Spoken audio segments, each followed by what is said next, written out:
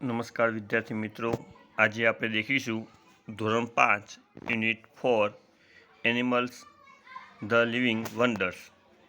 સૌપ્રથમ બિલાડી વિશે એક પોયમ આપેલી છે, તે મિત્રો તમે દેખજો. તેની પ્રશ્નોત્તરી તરફ આપણે જઈએ તો પહેલું છે find the rhyming words from the poem. આપણે કવિતાની અંદરથી રાઇમિંગ વર્ડ્સ શોધવાનું છે, જેનો એન્ડિંગ સાઉન્ડ સરખો હોય એ તેનો રાઇમિંગ વર્ડ્સ કહેવાય. જેવી રીતે કે ઓક્સ આપેલ છે તો ઓક્સનો રાઇમિંગ વર્ડ્સ છે બોક્સ અને ફ્રોક્સ.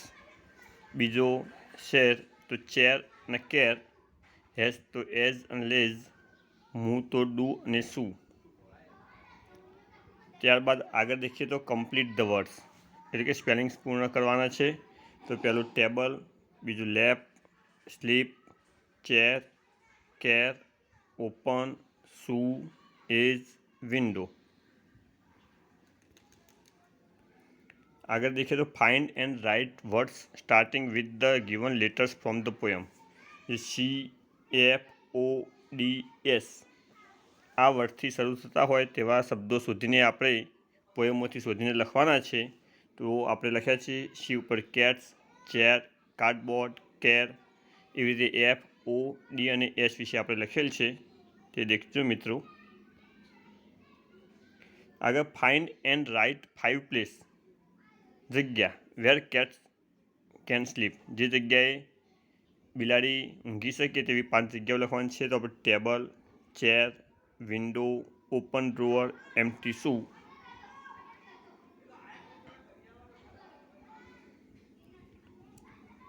આગળ fill in the blanks with the help of the poem. ખાલી જગ્યા પૂરવાની છે. પહેલું છે cats sleep anywhere, any table, any chair. બીજી ખાલી જગ્યા છે in the middle, on the edge, ખાલી જગ્યા ડ્રોઅર, ખાલી જગ્યા શું, ઓપન અને એમ્પ્ટી. સ્ટોરી આપેલી છે the boy and the butterfly, એ તમે વાંચજો મિત્રો, સરસ સ્ટોરી છે. પહેલી છે ફિલ ઇન ધ બ્લેન્ક્સ. પહેલી ખાલી જગ્યા છે હમીદ લવ્ડ ખાલી જગ્યા, તો કેટરપિલર. બીજું છે હમીદ યુઝડ અ ખાલી જગ્યા to cut open the cocoon, તો પેર ઓફ સીઝર્સ.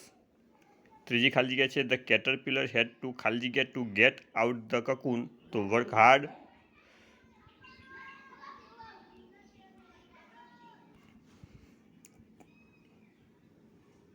ચોથી ખાલી જગ્યા છે ધ બટરફ્લાય હેડ અ ખાલી જગ્યા બોડી એન્ડ ખાલી જગ્યા વિંગ્સ, તો puffy body and small wings. આગળ દેખીએ તો આન્સર ધ ક્વેશ્ચન. પહેલો પ્રશ્ન છે હુ ફાઉન્ડ અ કેટરપિલર, તો Amit found a caterpillar. Why did Amit cut the cocoon, why did Amit cut the cocoon. Amit cut the cocoon because the butterfly could not come out of it. ત્રીજું છે did Amit help the caterpillar, no Amit did not help the caterpillar. ચોથો પ્રશ્ન છે how was the butterfly when it got out of the cocoon, તો when the butterfly got out of the કકૂન with puffy body and small wings. પાંચમું છે હુ stopped Hamid, તો Appa stopped Hamid.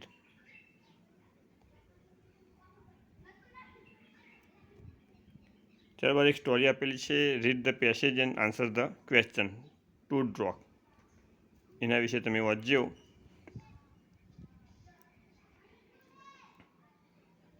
પહેલી છે ખાલી જગ્યા છે a toad is like a ખાલી જગ્યા giant frog.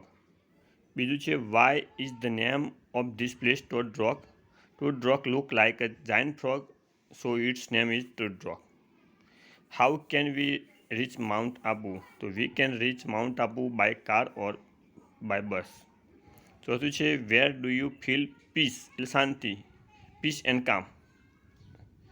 Ask a friend also, તમારા યોર નેમ, તમારું નામ લખવાનું છે, અહીંયા તમારા મિત્રનું નામ લખવાનું છે. તમારી જે જગ્યાએ આનંદ આવતો હોય અને શાંતિ મળતી હોય એ જગ્યાનું નામ લખવાનું છે. એવી રીતે તમારા મિત્રને જે જગ્યાએ આનંદ આવતો હોય ને શાંતિ મળતી હોય એ જગ્યાનું નામ લખવાનું છે. એ તમારી રીતે લખવું પડશે. પાંચમું છે do you want to visit toad rock, With whom would you like to visit? Yes, I want to visit to Drok. I would like to visit with friends and teachers. Visit to Todrock. Where is it? ક્યાં છે? તો it is in Mount Abu, south of Nakki Lake. What will you carry? I will carry water and snacks. Write correct option in the box. જવાબ લખવાના છે. Option આપેલા છે A, B, C, D. તો I have a thick coat of fur and layer of fat under my skin to survive in the snow. Snow એટલે કે બરફ. thick coat of fur એટલે વાળ રૂવાટી હોય છે, એટલે કે વાળ હોય છે, એના વિશે દેખીશું. તો દેખી શકીશું વાળ છે રીંછ. ત્યારબાદ બીની અંદર I huddle to keep warm in the cold. ઠંડીની અંદર જે ટોળાની અંદર રહે છે તે. તો પેગ્વિન એટલે કે બી આવશે પેગ્વિનમાં. સીમો દેખીશું I eat a lot to store fat for hibernation. એ સુષુપ્ત અવસ્થા માટે. તો અજગર. તો સી અહીંયા આવશે. My hump helps in storing fats. Hump એટલે કે ખૂંદ. ઊંટને ખૂંદ હોય છે ખોરાકનો સંગ્રહ કરવા માટે, એટલે ઊંટ સામે D. I can breathe with my skin in water. પાણીની અંદર ચામડી દ્વારા. And with my lungs on land. જમીન ઉપર ફેફસો દ્વારા હું શ્વાસ લઉં છું. તો દેડકો. ફ્રોગ. તો દેડકાની સામે ઈ.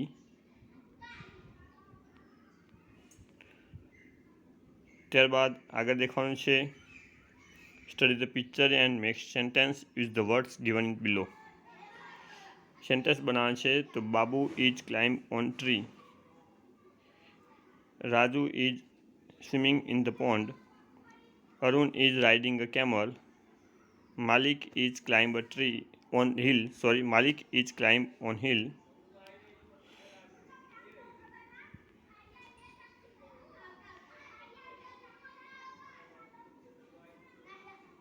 ત્યારબાદ આપણે જે નકશો આપ્યો છે દેખવાનું છે. School building, garden, toilets, playground, trees,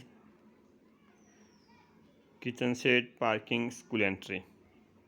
એના ઉપરથી નીચેના ખાલી જગ્યા પૂરવાની છે.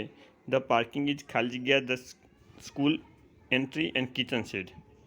તો પાર્કિંગ દેખીએ આપણે તો સ્કૂલ એન્ટ્રી અને કિચન શેડની વચ્ચે છે, માટે બિટવીન. બીજું છે સ્ટુડન્ટ સીટ ખાલી જગ્યા the tree on the playground. તો ટ્રીની નીચે હોય એટલે માટે અંડર આવશે. ત્રીજું છે when we enter the school the garden comes ખાલી જગ્યા ધ પ્લેગ્રાઉન્ડ. ગાર્ડન કમ્સ ખાલી જગ્યા ધ પ્લેગ્રાઉન્ડ. તો ગાર્ડન દેખીશું આપણે. તો ગાર્ડન પહેલાં આવે છે, પછી પ્લેગ્રાઉન્ડ છે, માટે બિફોર.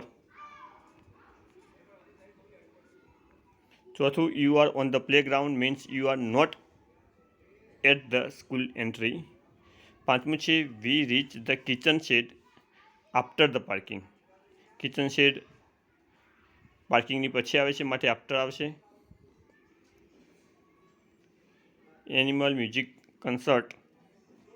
બધા પ્રાણીઓએ સંગીતનો જલસો કર્યો છે, તે તમે ચિત્રની અંદર દેખી શકો છો. તો પહેલું છે ખાલી જગ્યા દેખીએ. The giraffe, monkey, crow and camel are ખાલી જગ્યા ધ સ્ટેજ. તો બધા કેમલ, મંકી, જીરાફ બધા સ્ટેજની ઉપર છે, માટે ઓન. બીજું છે ધ પિગ ઇઝ સ્ટેન્ડિંગ ખાલી જગ્યા camel and the donkey. Pig એટલે કે ભૂંડ. ઊંટ અને ગધેડાની વચ્ચે ઊભો છે, માટે બિટવીન. ત્રીજું છે ધ ફોક્સ ઇઝ સ્ટેન્ડિંગ ખાલી જગ્યા ધ હોર્સ. ધ ફોક્સ એટલે કે શિયાળ હોર્સની પાછળ છે, માટે behind. The camel is not standing ખાલી જગ્યા ધ હોર્સ. કેમલ ઊંટ. ઊંટ સ્ટેજ ઉપર છે, હોર્સ નીચે છે, એટલે નજીક નથી, માટે નિયર આવશે. Is not standing near the horse. Circle the following words from the grid. Concert, cat, monkey, toad, giant. તો cat, toad, giant, monkey.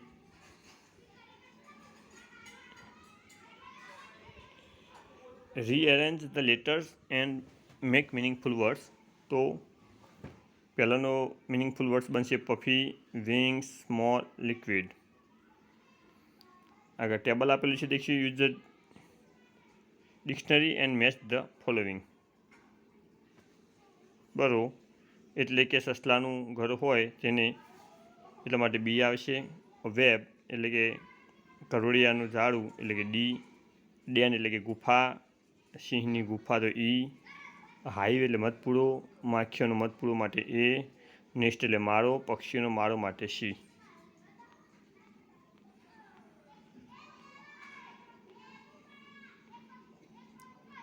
Thank you મિત્રો.